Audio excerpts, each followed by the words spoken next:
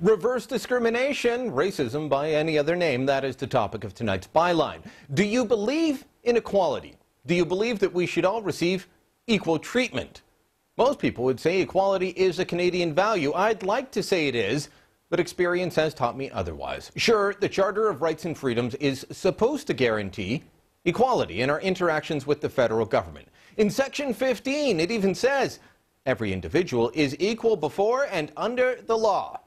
If only that's where it stopped. Instead, it goes on. Here's the full section. Section 15.1, every individual is equal before and under the law and has the right to equal protection and equal benefit of the law without discrimination, and in particular without discrimination based on race, national or ethnic origin, color, religion, sex, age, or mental or physical disability. Okay, so we added in a few other statements about the kinds of discrimination we find especially abhorrent. But alas, Section 15 doesn't stop there. It goes on yet again. Section 15.2. Subsection 1 does not preclude any law, program, or activity that has as its object the amelioration of conditions of disadvantaged individuals or groups, including those that are disadvantaged because of race, national or ethnic origin, color, religion, sex, age, or mental or physical disability. So essentially, the Charter says we cannot discriminate unless it's for a good cause. That's why we have the 1986 laws brought us employment equity to the federal government and still attempt to force these same practices on private businesses if those businesses want to bid on contracts with the feds. I've written about our twisted view of equality in the past, including this morning in QMI Agency and Sun Media newspapers. This morning, I followed up on a story that started in July of 2010. Back then, an Ottawa area woman was prevented from applying for a federal job because she was white.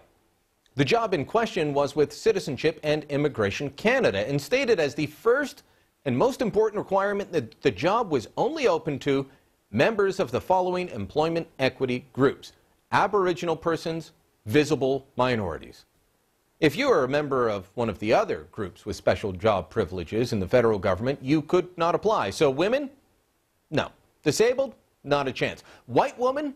Not a chance. White woman in a wheelchair? Now, normally, that would check off 2 out of the 4 boxes in the special treatment program. But, well, that too was not enough. The Conservatives at the time promised action.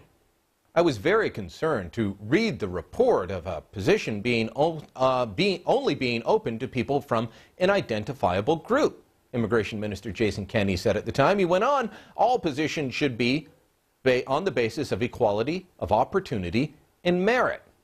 Now, in November of that year, the House of Commons was told that departments would be told, hey, base your hiring on merit. The opposition and most of the media howled about the government being racist and not caring about the disadvantaged. But they went ahead anyway. Or so we thought. On Friday, I was sent this posting from a staffing agency that supplies workers to the federal government. Look at the headline, Seeking Aboriginal Candidates. The agency tells me that they supply workers to Aboriginal Affairs Canada and that the department has a requirement that 50% of all staff be Aboriginal. So they need a lot of applications. Is this equality? Hiring based on race? As I said, the government tries to force this on private businesses as well. If you are a medium-sized company and want to supply anything to the feds, they will ask you to tell them the ethnic makeup of your company. What percentage of the company is owned by women? What about the disabled? This forces companies to keep track of their employees by race and gender. That's creepy. It's also un-Canadian.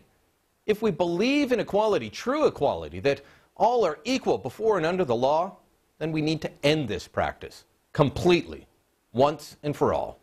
And that's the byline. Joining me now to talk more about this is Jeff Courier. He's with CJLB Radio in Winnipeg, host of Nighthawk. Jeff, before we start talking, I've got to ask you, can you tell me your race, your gender, and whether you're disabled? I need to know if you fit the quota that we've got this week. Well, my vision's not what it once was, but other than that, I don't have any real disabilities. But other than that, I think the rest of it should be fairly self-evident. Okay, you sound like a man, yeah. I will say, though, that I have been denied positions on the basis of what I am. Well, and I've been getting emails from people about that today, including a woman whose daughter has been trying for a job at Kingston Penitentiary, and she's not the right race for what they're hiring now, despite the fact that she's had job placements there. They want to hire this woman who's just graduating from school, but they've been told, no, we've got to meet our quotas elsewhere. So this continues to go on, despite the government saying, no, you know, this should stop. The civil servants are still doing it. Well, as we all know, Brian, government is not really run by the politicians. It's run by the bureaucrats. And the bureaucrats have latched onto this piece of social engineering that's been going on for decades. And like so many other pieces of well-meaning legislation, it's long since outlived its usefulness. And they're going to keep on at it anyway. It's the old temporary government program. Well, every temporary government program lasts forever, as we all know. And this piece of legislation, which may have been well-intentioned and at the inception, has just gone on and on, well past any possible reasonable end date. Well, there's got to be a point where we say, we just don't need to do this anymore. There was controversy a couple of years ago when one of the leaders of the Public Service Commission, that's the group that is in charge of all the hiring at the federal government level, said, we might not need to have women as one of the protected groups because they represent 55% of the federal government workforce. Men are 45. Women are 55. They're not underrepresented. Oh, no, you can't stop that. We asked Jason Kenney earlier today. Let's be fair to him. We asked him about this earlier today in Vancouver. And we asked him because the original job posting that started this story was from his department, and he spoke out against it at the time. Here's what he told our Richard Zussman earlier today. We need to make reasonable efforts to ensure that the public service reflects Canada's diversity, but excluding people from applying based on their race or ethnicity it seems to me totally unreasonable, and that in fact divides Canadians. Jeff, the Treasury Board is emailing me today saying, oh, look, sorry there was confusion, but we've made it clear that this isn't supposed to be going on. Meanwhile, I've just told you about the woman in Kingston applying to work at a federal penitentiary. We've got jobs online where before you can apply, they ask you about your race, your disability, your gender, all of this. So it is still going on, and I think this is not equality. This is special treatment depending on what you are. Yeah, it's one thing for them to spin, and you expect these guys to spin. It's another to just flat out lie to the Canadian people, which is what they're doing. Now, one of the reasons, Brian, I'm a huge golf fan, and one of the reasons I'm a big fan of golf is that golf is one of the few remaining meritocracies in North America. Like, you can't play on the PGA Tour because your brother-in-law owns the club, right? Only the best players get to play, and only the best players after 2 days make the cut and make money. You can't win a PGA Tour event if you happen to be a visible minority. You've got to be the best in the field. Well, and Tiger Woods, I'm thinking that we should live in a meritocracy, but apparently we don't. Tiger Woods, great golfer, visible minority as well, dominated for years, still probably the best player out there, but since his wife attacked his SUV with his golf clubs, he's been having a bit of a rougher go, so he doesn't always make the cut. Right, but Vijay Singh didn't make the PGA Tour because he's a visible minority. He made it because he was the best in the world at the time.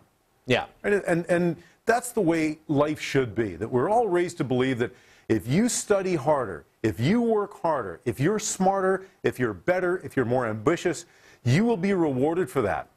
That's not true when it comes to not just the federal civil service, but provincial governments do the same thing, and they feel perfectly justified in doing it. And if you suggest to these people that the only person who should get the job is the most qualified person, they react in horror. They think this is just a preposterous suggestion that the best person actually get the job. Before I let you go, Jeff, I should mention that I've also received emails, messages from people who say, look, I'm in one of these protected groups. I have special access to the jobs, and it annoys me because it makes me feel cheapened when I apply. And you always think, well, am I just getting the job? I know I'm qualified, but am I just getting the job because of who I am? Jeff Courier, thanks so much. Brian, always a pleasure. All right.